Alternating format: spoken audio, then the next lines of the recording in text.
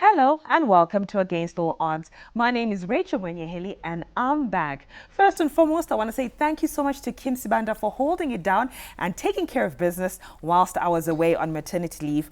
I'm back, I'm excited, and of course we're here to share with you stories that will inspire you. Whenever you see Against All Odds, know that it is a story that you can relate to within your community, within your society, within your family, or within yourself. And today we are here to talk about substance abuse, specifically alcohol. When it comes to alcohol within Zimbabwe, we don't really shun it.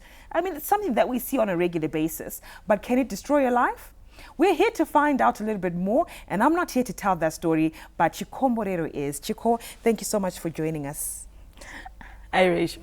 Great having you. I'm excited to hear your story about alcoholism and, basically how you got out of it. But before we get into it, let's just take a look at your background and just tell us a little bit about your background and your upbringing. Well, Rachel, I grew up in what we call the 1%. I had a good childhood. I went to the international school of South Africa. I studied abroad. I was away of the country. I grew up in a good life. I grew up with everything most people wish and pray for. Unfortunately or fortunately for me, now very fortunately, I had a child at a young age. I was blessed with a child at the tender age of 16. And you don't realize it at the time, but stigma starts to kick in. But you attribute it to, you make what is not normal. You lose friends, and I guess that's where alcohol steps in. Okay. Because you make yourself cope in the ways you know how. I grew up in an environment where alcohol was very normal. It was normal, but I guess everyone took it in a better way because they didn't have anything to deal with. But I already had a child. I was dealing with life of looking at this young child and having my parents take care of him. At that point in time, it seems normal. But I realized later on, like now, that I think it started to hit me at a very young age. And you start to compensate with substance. That's where alcohol came. Because you start to drink with people your age, but they are just being normal. Okay. But I was already a mom, so it becomes over the top quicker. Okay. By the time I went to college, I was already having a son in grade school. And life always just takes you back, but forces you to grow up quicker. So you fail much earlier in life, and then you start the age of failure, whereby you see others going in front and you kind of stay back. And here you are staying back with a big responsibility. Okay. And then you compensate with alcohol. And then that's when it becomes a problem, because you start to fill in the gap, every gap in your life. You fill it with drinking. I hear, as you're saying that, you grew up well and you had a beautiful son at 16. But at the time, you didn't realize, of course, because you were still young and you were still in school, and you're saying that you face stigma. And I guess with also being a teenager and trying to fit in, still being a teenager as well, your friends are drinking, and then most probably like, okay, let me drink. That's how it started most probably. Yeah. And then in that whole process, you then get to a point of now you're drinking to cope with whatever is around you. Did your parents know that you were drinking at that time when you were young, a teenager? They did. They did. And, as parents, they can only be so strict. I had understanding parents. I think it comes from the fact that I'm an only child. They were lenient. They were a bit more lenient with me. And I think I took advantage of that leniency. I think just after I wrote my O-levels, I think that's when the first time it really hit me. But you always cover up for it, because they covered up for me. When around 17, 18, after I wrote my O levels, I had an accident. And in the car, I had like 40 bottles in the car, and we were having fun. And, you know, it was just life. But in doing that, I was still, who had an accident? It's Chico, the one with the child, man. Ah. You see? So that's how you're always referred to. Yeah, that was how it the one with the child. So that's how it all started. Yeah. So for the rest of my life, I was always playing catch up. You know, until I got older, around 24, I got married to the most amazing guy, and life was good. I got married, and that's when my life was normal. Okay. It was normal. And I only had 3 years with him, and unfortunately he passed away. I'm so sorry to hear that. And it starts again. The friends you have who are in marriages, you can no longer play with them. You're a single mom. So there I was. You had Once a lot again. to deal with. Once again. So I'm so sorry. It doesn't sound easy, you know. And you know, hearing your story that people would actually still refer to you as a single mom somehow. You broke that stage. You got married to a wonderful person, and unfortunately you lost them as well, and you still went back to being a single mom. And I can tell that maybe you used alcohol as a coping mechanism. it became a big coping mechanism for me. What would you drink? What was your go-to drink? I'm a beer girl.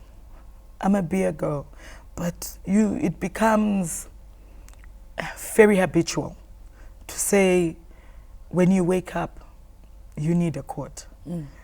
To go through your day, you need quarts. Before you go home so that you manage to sleep, you need them again.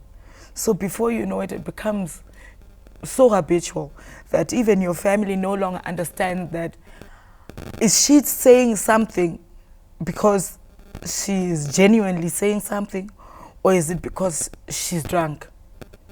And with the time, it takes time for you to get drunk, but you know, people lose trust in you.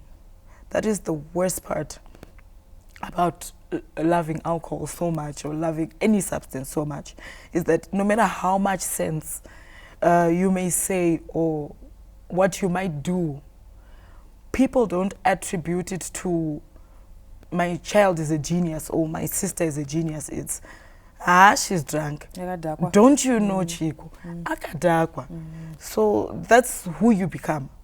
It becomes the first thing anyone thinks about. So even if you preach in church or say something meaningful in church, it's like, so you kind of get used to it, and then you can't live without it. And then whether they listen to you or they don't listen to you, you become okay with it because you sleep at night. You wake up and you go on about your day. So you build your confidence in a substance. And that's where the problem is. That's where the biggest problem is, because it's centered around just the alcohol. And you neglect what's important. Yeah. You neglect your family. You neglect your kids. You neglect God. You neglect God even. So it becomes tricky. How many would you go in a day? How many beers would you go through? A crate. A crate? I could comfortably go through a crate, to be honest. And you'd still be fine? And some days are better than others with alcohol. Some days you exaggerate a bit more. You know, you're a bit out of control. Other days would be more cooled down for me. And then when you became intoxicated after, you know, having almost, or a crate, let's just say, would you have erratic behavior? Or like you're saying, some days are better than others? Was it sometimes very erratic most of the time? Yeah, it's mostly erratic. Either, I mean, you shout more, or if you're not shouting, you cry more.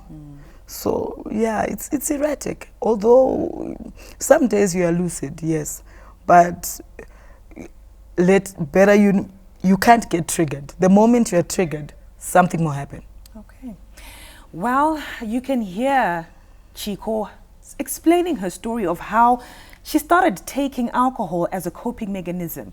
At a young age, she became a mom as a teenager, and that stigma followed her around. Now, to fit in with the rest of the teenagers, she also would drink, but just so that she could cope with the stigma of being a teenage mom, she also kept drinking. And growing up in a family where, drinking also was normal, it didn't really register that it could become a problem in the long run. When we come back from the break, we want to find out, how did a passing of a husband affect her and what went down in that particular phase?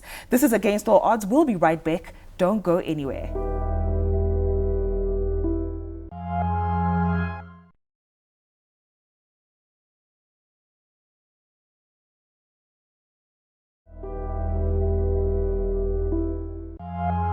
Hello, we're back again right here on Against All Odds, and we continue with Chiko's story as she narrates what happened. Now, just before the break, she did narrate that she became a teenage mom and she used alcohol as a coping mechanism for the stigma that she was facing. She then got married to a wonderful husband, which was 24, but unfortunately, he passed away. And this must have contributed more to her drinking. Now, Chiko, having to lose someone that you're in love with, someone that you love so much, someone you've built a life with, is not easy. And you were together for 3 years. How did you cope when you lost your husband? It was tough because we hadn't even gotten the opportunity to be husband and wife. I can say we still dated. It wasn't still husband and wife. We were just starting to feel like a home when it was taken away. So it was hard to manage. You don't know what to do. And for me, I guess life changed too quickly for me. I kind of feel like at that age, you don't get a chance to be a widow. I think when your husband dies when you're old, you are a widow. But to tell somebody at my age that I'm a widow, it's not very normal in our community. That's what I've come to realize. Because everyone expects you to dust yourself up and quickly move on because you need to move on with life. You are still young. Do you know that you can even get married again? But at that point in time, you don't want to move on. You don't want to get married again. You want that person. So you only go back to the thing that you know best. Which is alcohol. And that's exactly what I did. I'm sure, just for clarity's sake, you and your husband, you'd get to enjoy, a couple of drinks together? Yes, we did. So it was something that was still even common as in your relationship. It was. But with the passing away of your husband, then you went back to drinking alcohol, and then, you started taking more and more. Yes. Did you ever feel like I'm doing damage to myself? I'm doing damage, to maybe the people that are around me? Did you ever feel like that at all? I did, a lot of the time. I don't know how my mind works, funny enough. When I do something wrong, I know it. And even when I was drinking at some point, instead of enjoying myself completely, I think about those things. But you see, that's the thing, when you become dependent on it, you keep on going until you stop thinking about it. That's where the problem starts again. Because from just relaxing your mind, it starts to overwork. Everything starts to agitate you. You just feel like no one understands you because your mind works in a different dimension from everybody else. So even the wrongs, you don't see them. You don't give yourself time to see them, because I drank alcohol like how a normal human drink smokes. Like I used to drink in the morning. In any chance I get, you'd drink. I would drink. Right. Just like holding a cigarette. So that's where the problem starts, when you don't see it anymore. I stopped seeing a problem. What about the money? Where would you get the money to sustain this lifestyle? Because I'm sure it doesn't come cheap, having to go through a crate each and every day, maybe sometimes even more. So this is like 7 days a week. Where was the money coming from? Alcoholics are friendly people. I think if you've ever heard kuti, zvidakwa zvine love. Zvidakwa zvinochengetana. To be honest with you, zvidakwa zvinochengetana. And the more you drink, you associate yourself nevanhu ivavo who can wake up na 6 totosangana growth point. Tototanga kumwa. Iwewe wakatopfeka even formal yako. Iye akapfeka short rake asina kana plan. But mototanga zvinhu zvenyu because you know what you'll be doing. Ko vanhu vanga vasikakutarisa kuti nhai mukadzi uyu mamwira anoita kumwira, sometimes then equate it, which is wrong, to say anomwa kunge murume. You know what I'm saying? Would people ever look at you that way? Yeah, people still look at me like that because I drink. I can drink. You can. Well, I could drink quite a large amount of alcohol. Would it bother you? It becomes normal. There are more women who drink than we know. But I guess there are less of us who then have a story to tell for it. Okay. Some people just go on about their life drinking. No one cares for them. They don't have that, the community that helps them to change or to see a problem in what they're doing. It becomes such a normal part of life that they can go about it. Unlike me, I was blessed enough with a family who saw a problem and made sure I got the help that I deserved. Okay. And that I was blessed. All right. Well, you can hear her saying that she was blessed enough to have a support system that saw that she had a problem and they decided to do something about it. When we come back from the break, we're going to find out how did she break the cycle of being an alcoholic. This is Against All Odds. Don't go anywhere.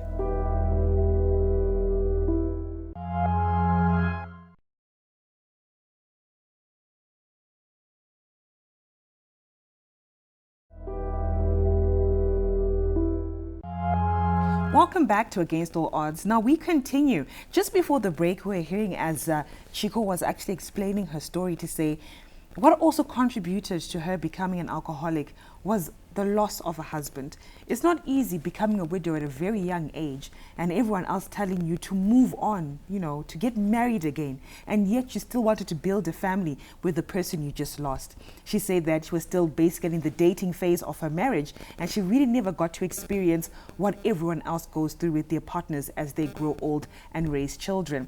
This then contributed to her drinking more alcohol. But what came to the realization that it's time for me to say no to alcohol and rebuild my life, not only for herself, but also for her family and those around her. Now, Chiko, not easy, like you were saying. I can't say competing with men to drink, but like you're saying, you even start as early as, sometimes early in the morning at 7 o'clock, till later on and things like that. But then, at which point did you say, it's time for me to change my life? Well, I didn't. Okay. So who did it for you? I didn't. I think I was at the peak. And I think the person most affected was my mother. Okay. I think the person most affected was my mother, and I think she must have done some sort of homework because she's not even tech savvy. But I don't know who she called or what she did. She heard about Matrix. Okay. And she knew it too. We had a problem because it's trained our relationship to a different level, a level that we had never reached. It's trained our relationship. It's trained my family's relationship. And, it affected her. It really did. And I got a message that we need to get counseling, to rebuild ourselves. And just for that moment, I felt like, this might be the right thing to do. But knowing my mom, I always thought she might be up to something. But truthfully, I thought it was the right thing to do because, as I was saying before, I always felt it at the back of my head that, no, this is getting out of hand. So here I was told that, no, we need to get counseling. Maybe if we rebuild our relationship as a mother and a daughter, then we can move from there. And I agreed very comfortably. And I thought maybe we're going to see a pastor or, something. And then I drove and I got to a location and I saw Matrix, a board named Matrix. And I said, I knew it. She's up to something. I didn't know about Matrix. But the moment I saw Disciplinary and Training Center, I knew she was up to something. But I gave it the benefit of the doubt. I drove in, and there I was, thinking maybe they're just counselors here. We're going home, and we'll be fine. Funny enough, I had actually left my change.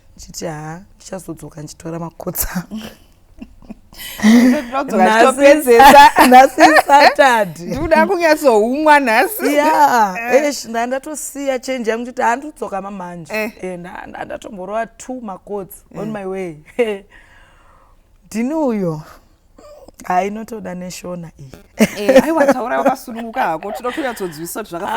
I get to the gates ndapinda imomo halo unomhoreswa and tinogariswa pasi. We are being told mama vakutadza, there's a social worker there. You become very angry. You don't know what is happening. I was overcome with rage. I was overcome with rage. I don't want to lie. Next thing I'm being told, panapa uchatoendi. Panapa chichitongoisa makey nefoni. Nebvisama, imagine kubvisiswa tongue bar rangu iro riri. The piercing. Yes. Wakutozonzi bvisa tongue bar. Bvisa nose ring, bvisa ma-earring ese. Apa pakutogerwa, I had locks halfway down my back. Wakagerwa? Ndakagerwa. Nditori murasta. Ungotori murasta ndo watogerwa? Ndakatogerwa. Aisvika papi malocks aya? Halfway down my back. Aikas, vudzi rako? And ndakaramba. Vudzi rako? Yes. The very first thing I did, ndakaramba. All right. Ndakaramba. Ndobva ndanzi on your stomach down. Ndobva ndanzi roller. Wobva watoteswa. Wobva wapinzwa madhaka. Apa mune malogs. Svakanzaiwa, uchazoti izvo zvanditi waramba. Uchazochema. Kuti dai mandigera henyu. That's when life hit me. For the first time, it hit me, and it hit me hard. What is happening here? But somehow, I thought I deserved it. But you are overcome with rage. And you just give yourself hope that I'm leaving soon. Maybe it takes, because you're always told you're just going to stay for a month. So you tell yourself, what's 30 days? It's nothing. 30 days is nothing, but it was tough. It gave me time to really think about a lot. You have, with all that running and all that rolling and all that water, all that water, you are wet almost all the time. With all of that and with all those chunks, you start to realize that there is more to life. You're broken. You're bitter for a long time. I was bitter for quite a while. But then I learned, I got in touch with my spirituality. I think that was the biggest thing for me with Matrix, was I grew spiritually. I really did, because you start to put God first. So even before I forgave my mom, believe it or not, I had to forgive her, because the torture, it's you can't help yourself but be angry. So that's the forgiveness for me, regardless of the fact that I had done so many wrongs. You can never tell yourself you deserve it, even if you know you do. Yes. So I grew spiritually, and you are told, we are always told that when you get in there, that what does your life look like for you after you leave? And you plan, and things look like things will work out because you're in an enclosed space. You don't know what's happening. There's no television, there's no phone, there's no radio. Yeah, so you're just all up in your thoughts. The only update you can get from about the world is a new candidate that comes after you. Okay. So you plan your life, and somewhere, somehow, you think everything is going to work out when you leave. You think everything is going to work out when you leave. Here you are, you pray with so much faith. You write in your diary with so much faith. You forget about everything else. You forget about everything else. Because time just moves in Matrix. You look at, I saw even the leadership there. It helped me grow. It helped me grow so much. But it's because you are secluded in these strong walls, which now has become my foundation to life. Okay. So I'm forever grateful. I don't want to lie. It has become a strong foundation for me. So just, to wrap it up and, to come to the conclusion, you are here now, you've gone through the disciplinary, you're now working on yourself. Is this still a work in progress? Have you relapsed at any point since then? I'm a work in progress. That's great. I'm definitely a work in progress, but I just believe I need to continue growing spiritually and not let go of that. If I can bring myself to continue growing spiritually, I believe the sky is the limit for me. And I also believe that, with this journey and you're going through it, you will actually overcome anything that can come your way. Sometimes you can find that temptation, but, like you're saying, if you grow spiritually and as you take step by step, it's important that you do so because it doesn't happen overnight, but it's the steps that you're taking that actually show that you've grown. You're glowing.